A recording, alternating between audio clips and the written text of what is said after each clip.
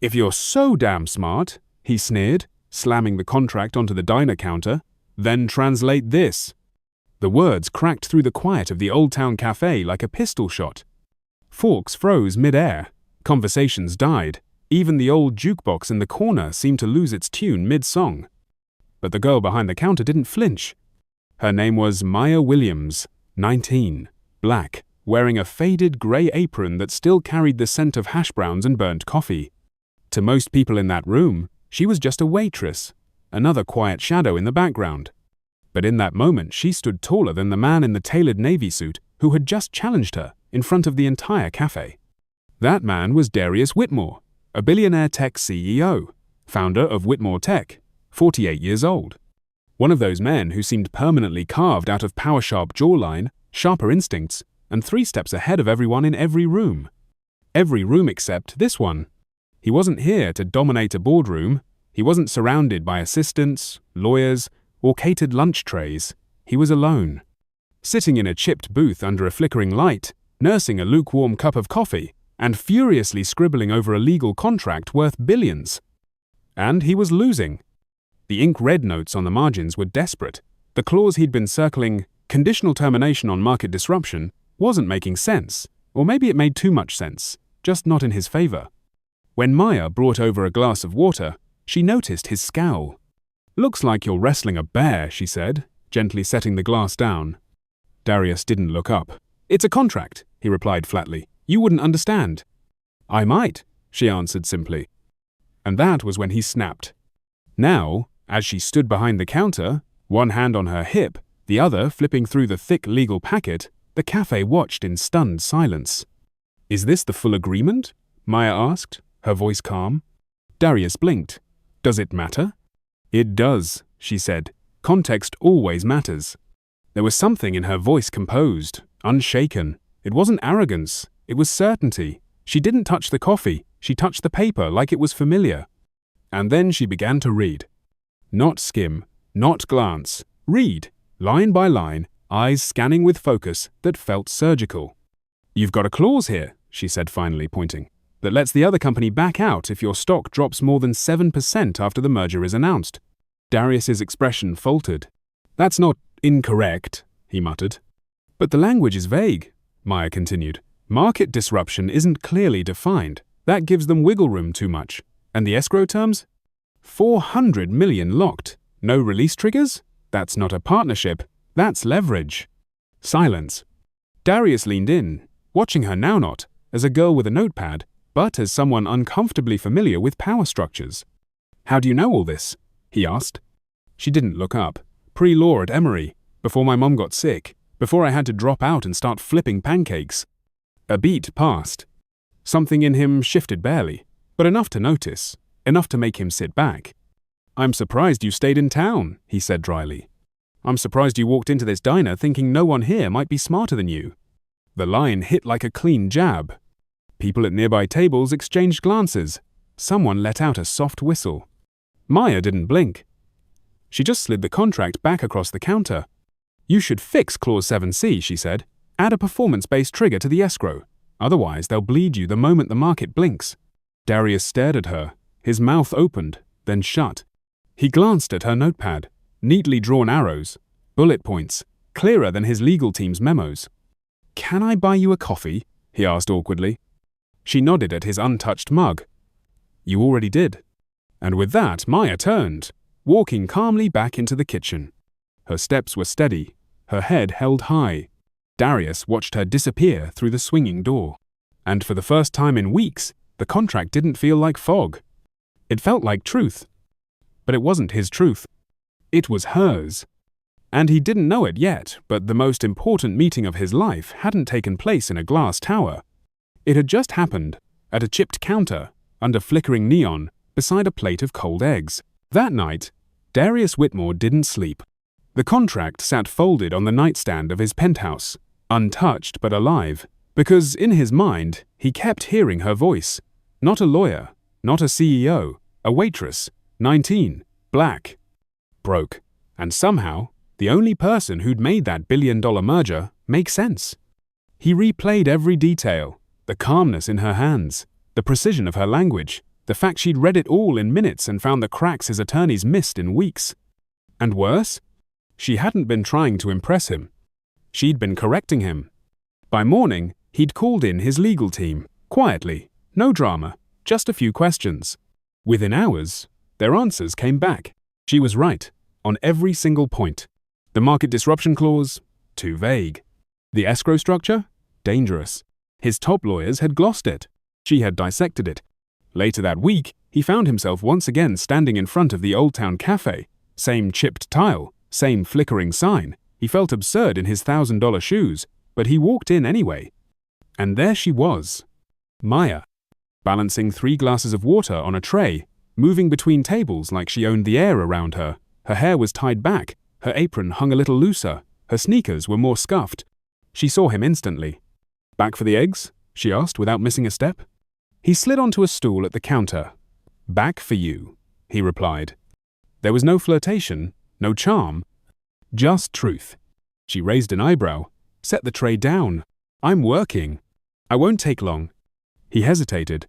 "I just wanted to say, thank you. You saved me. Millions at least." She blinked slowly. "You sure you want to be seen thanking a waitress?" "That's the thing," he said. "I'm not sure you are just a waitress." She crossed her arms. "So what else do you think I am?" "Someone who understands systems," he said. "Someone who sees through language. Someone who, given the chance, might outthink every junior associate in my firm." Maya didn't react. "So what, you offering me a job?" "Not exactly. I'm offering you a conversation. No suits, no contracts, no condescension, just coffee. My treat this time." She looked at him long and hard, like she was measuring something much heavier than words. "Come back at 10, she said at last. "That's when my shift ends. If you're serious, you'll wait." "I'm serious." "Then we'll see." And she walked away. At exactly 10 p.m., she emerged from the kitchen, apron gone, hair down, her walk softer, but her eyes just as focused. They sat at the same booth, 2 mugs of black coffee between them. The jukebox hummed something old and smooth in the background. "You're persistent," she said. "I'm curious." "About what?" "About you. How someone who sees through billion-dollar contracts is here, wearing a name tag." Maya took a breath. "I had a plan," she said. "Full ride to Emory, pre-law, mock trial champ. Then my mum's kidneys failed. Dialysis 3 times a week. Medicaid barely covered it. My little brother started fighting in school. Bills came faster than grades." She looked away. "School had to wait. Life didn't." He said nothing. She kept going. "I still studied, read law journals, wrote notes in the back of receipt books, even started building something an app. Simple, really.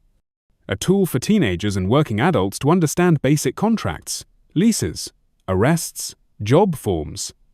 She paused. "But who's going to take a waitress with a half-finished degree seriously?" "I would," Darius said. She gave him a look. "You? The guy who told me to stick to pouring coffee?" "I was wrong," he said. She didn't gloat. She didn't smile. She just said, "I'm not looking for charity." "Good," he replied. "I'm not offering it." There was a silence. Then he leaned forward. "I want to help you build that app. Whatever it takes, funding, dev team, you name it, you lead. I back you." Her fingers traced the edge of the mug. "You know what the hardest part of being invisible is," she said quietly. "It's not that people don't see you, it's that they look straight at you and decide you're not worth seeing." Darius nodded, voice low. "Then let's make them look again." She studied him. Then, finally softly, she said, "Okay, but I'm not your project. I'm your equal." "You will be," he promised.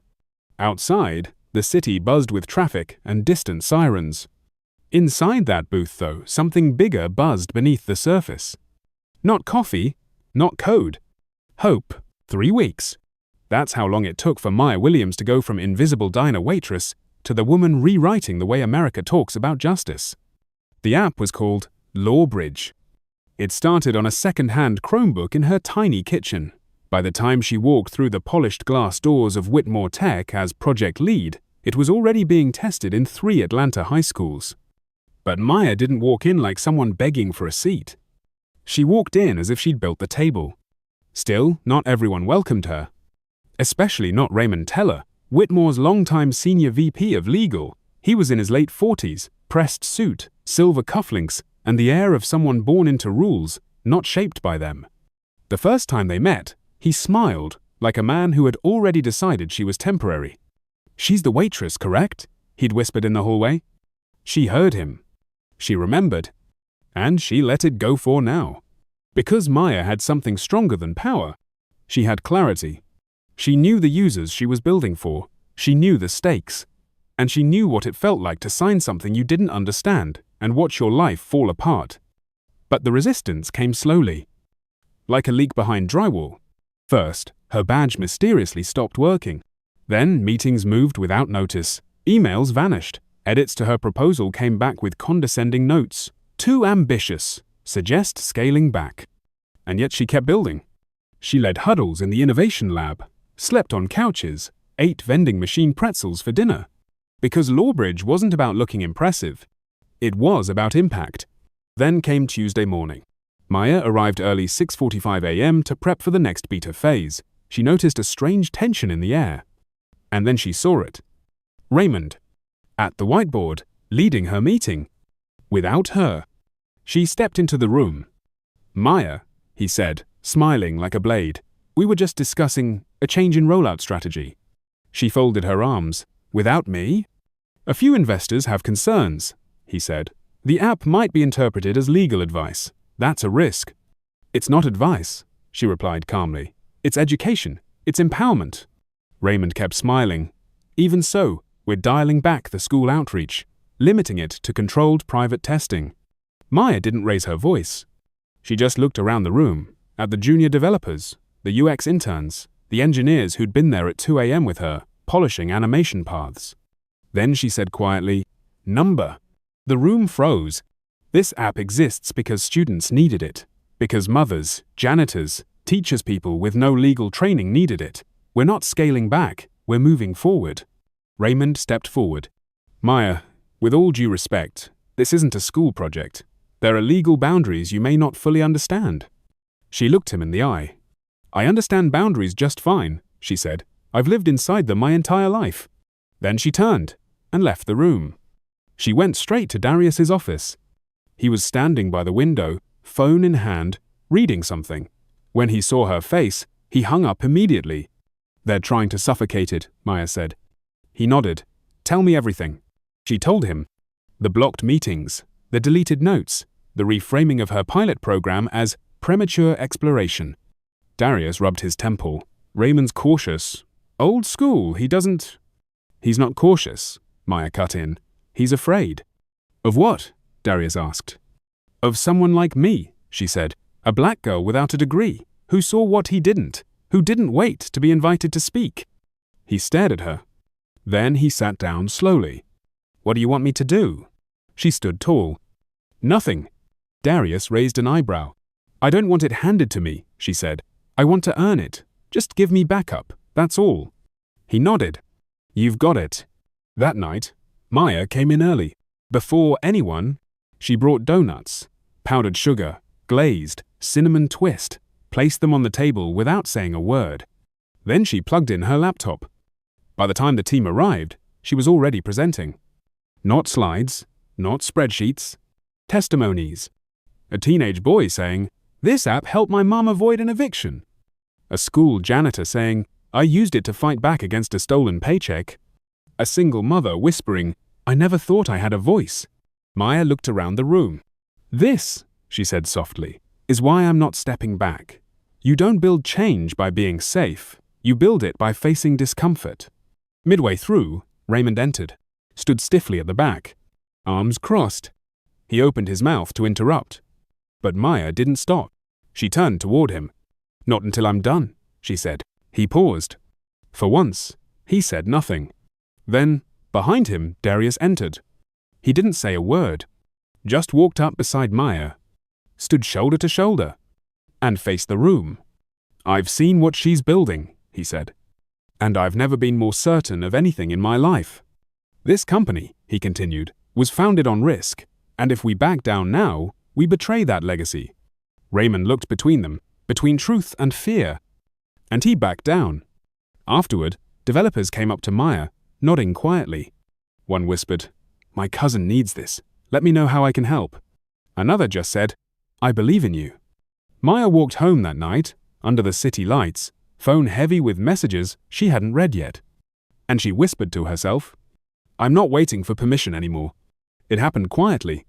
One word, buried in a footnote, tucked inside a clause. But Maya saw it. At midnight, eyes red, hunched over her duct-taped Chromebook, she paused. Temporary. A single word slipped into the contingency trigger clause of Whitmore Tech's merger contract with Kessler Solutions. It meant that if Darius's stock dropped more than 7% even for a day, Kessler could walk away from the deal. No penalties, no damages, just gone. They could leak a rumor, cause a dip, and leave him bleeding. And no one else had seen it. Only Maya.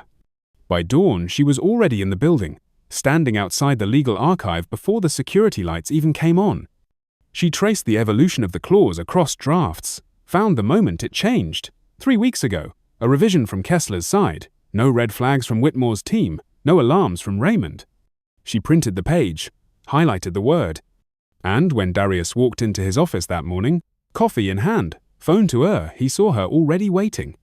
She didn't smile. She just said, "You need to read this." He did. And then, slowly, he sat down. The blood drained from his face. "Jesus," he whispered. Maya folded her arms. "You either fix this, or prepare for a takedown." Darius didn't hesitate. He picked up his desk phone. "Call the board. Emergency session. Today." An hour later, Maya sat at the far end of the executive boardroom. Her seat didn't have a nameplate, but everyone knew who she was now. Darius opened the meeting like a bomb. "We're pulling Clause F, rewriting it. Maya Williams found a back door that could have sunk this company. She's the reason we're still in control." The room froze. Raymond blinked hard. "With all due respect, we vetted that clause." "No," Darius interrupted. "You glossed it. She read it." Silence. Then one board member, an older woman with steel grey hair and quiet eyes, leaned forward. "Maya," she asked, "how did you learn to spot something like that?" Maya looked straight at her. "I was taught to read the fine print my whole life," she said, "because people like me don't get second chances. We either get it right the first time or we disappear." The woman nodded slowly. "Good answer." After the meeting, Raymond followed her into the hallway. "Enjoy the spotlight while it lasts," he muttered. Maya didn't flinch. "I don't need the spotlight," she said. "I've got the truth." He stared at her. "And unlike you," she added, "I don't need a title to make a difference." Then she turned and walked away. That night, Darius found her in the lab. He placed a folder in front of her. "What's this?" she asked. "Your formal appointment, Director of Legal Innovation, full salary, full benefits." Maya stared at it for a moment, then said softly, "I thought you said I didn't need a title." "You don't," he replied, "but they do, and now they'll think twice before underestimating you again." She smiled not broadly, but the kind you save for moments that matter. "Thank you," she said. "But we're not done." "No," he replied, "we're just getting started." The launch came weeks later. Lawbridge rolled out in classrooms, shelters, and public libraries. It reached 27 states. It reached the hands of janitors, single mothers, teenagers. It reached power. One morning, Darius handed Maya an envelope. She opened it carefully. Inside was a letter. From Emory University. Her re-enrollment had been approved, with full scholarship. They were also renaming the Law and Social Change Fellowship in her honor. "You did this?" she asked. "No," he said. "You did this. I just made sure the world kept up." That fall, she returned to campus. Not for a title, for herself. To finish something on her terms. On the 1-year anniversary of the night that changed everything, Maya sat in a booth at Old Town Cafe. Same flickering neon, same cracked Formica counter. She was alone. Until a young waitress walked up, nervous, afro in a puff. "You're her," the girl stammered. "Right? The app lady?" Maya smiled. "That's me." "My aunt used your app," the girl whispered. "She stopped an eviction, got her job back. She told me to say thank you." Maya reached out, took the girl's hand gently. "Tell her she did it herself," she said. "I just handed her the flashlight." From the other side of the counter, Darius lifted his coffee mug. To the ones who never got a second look, Maya lifted hers. And to the ones who made them look again, they clinked mugs. No cameras, no headlines. Just quiet justice, in a booth that had once been just a place to pour coffee. Now, it was part of something bigger. A revolution built not on power but on the courage to read the fine print out loud.